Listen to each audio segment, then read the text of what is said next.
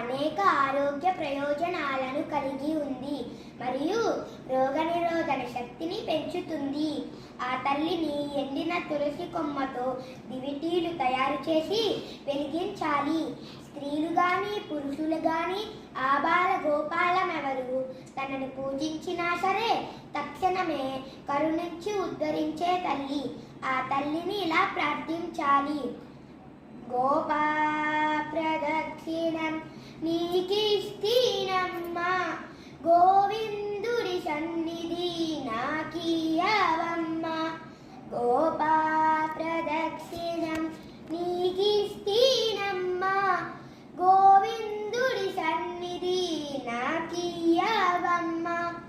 వంటి ప్రదక్షిణం నీకిస్తీనమ్మా, వైకుంఠ సన్నిధి నాకీయవమ్మా. రెండో ప్రదక్షిణం నీకిస్తీనమ్మా, నిండైన సంపదను నాకీయవమ్మా. మూడో ప్రదక్షిణం నీకిస్తీనమ్మా, ముత్తైదుగుతనమును నాకీయవమ్మా. నాలుగో ప్రదక్షిణం నీకిస్తీనమ్మా, నవధాన్య రాజులను నాకీయవమ్మా. ఐదో ప్రదక్షిణం నీకిస్తీనమ్మా, ఆయువైరోతనము నాకీయవమ్మా.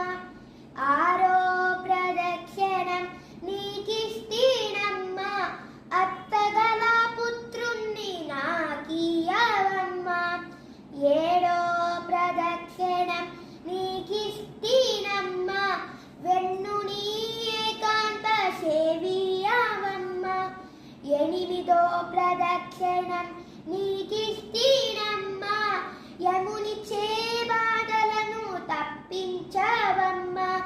తొమ్మిదో ప్రదక్షిణం నీకిస్తీనమ్మా, తోడుగా కన్యలను తోడియవమ్మా. పదో ప్రదక్షిణం నీకిస్తీనమ్మా, పద్మాక్షిని సేవ సేవియవమ్మా. ఎవ్వరు పాడిన ఏకాశీ మరణం, పుణ్యశ్రీలు పాడితే పుత్ర సంతానం.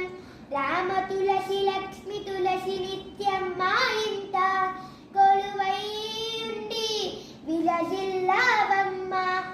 రామ తులసి లక్ష్మి తులసి నిత్యం మా ఇంట కొలువై